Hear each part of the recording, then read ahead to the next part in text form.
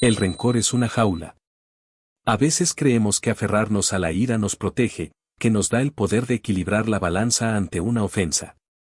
Sin embargo, el Buda nos enseñó lo contrario: aferrarse al odio es como sujetar un carbón encendido con la intención de lanzarlo a otro.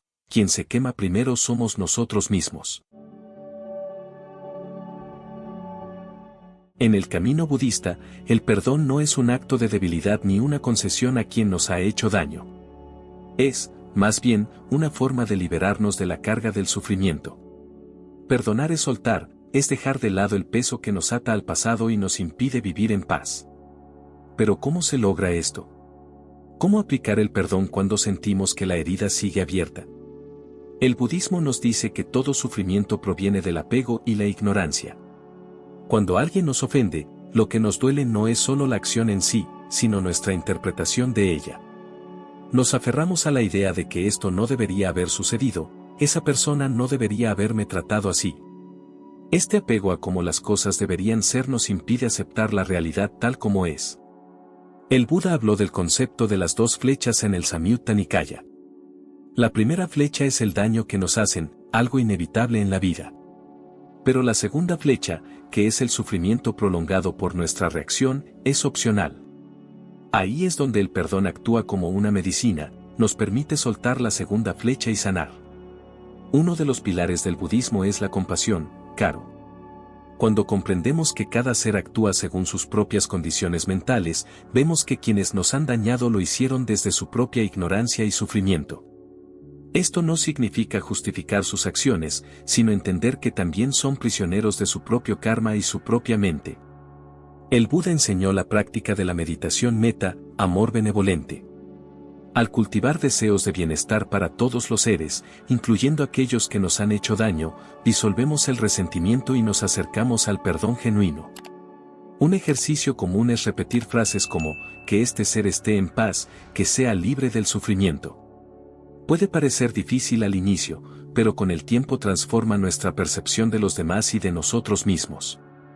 Imagina que alguien te insulta en la calle sin motivo. Automáticamente podrías sentir enojo, responder de la misma manera o quedarte pensando en ello todo el día. Pero ¿y si en vez de eso te preguntas, qué lo llevó a actuar así? Tal vez tuvo un día terrible, tal vez está lleno de problemas o simplemente no tiene la conciencia para actuar de otra forma. Cuando dejas de tomar la ofensa como algo personal y la ves como un reflejo del estado mental del otro, la rabia pierde fuerza. No significa permitir abusos ni permanecer en situaciones dañinas, sino soltar el resentimiento y no perpetuar el ciclo del sufrimiento.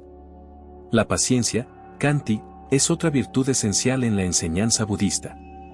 Perdonar no siempre sucede de inmediato, es un proceso que requiere práctica y comprensión. En el Dhammapada, el Buda nos recuerda, la paciencia es la mayor ascética. Si bien podemos desear perdonar rápidamente, la realidad es que el proceso lleva tiempo. A medida que cultivamos la atención plena, sati, y la sabiduría, pañeñe, vamos desarrollando una visión más clara de la naturaleza del sufrimiento y el camino hacia su disolución. En la historia de Angulimala, el famoso asesino que se convirtió en monje, vemos el poder transformador del perdón y la compasión. A pesar de sus acciones pasadas, el Buda lo aceptó en la comunidad monástica y le permitió redimirse a través de la práctica. Esta historia nos enseña que todos los seres tienen la capacidad de cambiar, incluso aquellos que han causado un gran daño. Uno de los errores más comunes es pensar que perdonar significa olvidar lo que pasó. No es así. Perdonar es recordar sin dolor, es aprender la lección sin quedarse atrapado en ella. En el Majjhima Nikaya, el Buda comparó la mente con un lago, cuando está revuelto por la ira y el rencor, no podemos ver con claridad. Pero cuando se aquieta, la verdad se vuelve evidente. Al practicar el perdón, nuestra mente se vuelve más ligera y clara. Dejamos de gastar energía en revivir el daño y nos enfocamos en el presente. El perdón no es un regalo para el otro, es un regalo para ti mismo. No se trata de aprobar lo que sucedió, sino de liberarte del veneno del rencor. Recuerda, nadie puede evitar que el viento sople, pero sí podemos elegir cómo nos movemos con él. Si hay alguien a quien aún no has perdonado, pregúntate, ¿quiero seguir cargando esta herida o es momento de soltarla? El camino del Dharma nos ofrece las herramientas para elegir la paz sobre el sufrimiento. Finalmente, recordemos que el perdón es un acto de amor propio. Es elegir la libertad sobre la prisión emocional. Al soltar el rencor, abrimos espacio para la felicidad genuina y la serenidad. Si esta reflexión resuena contigo, te invito a compartir tu experiencia en los comentarios. ¿Has practicado el perdón en tu vida? ¿Cómo lo has logrado? Sigamos creciendo juntos en este sendero de compasión y sabiduría. Namaste.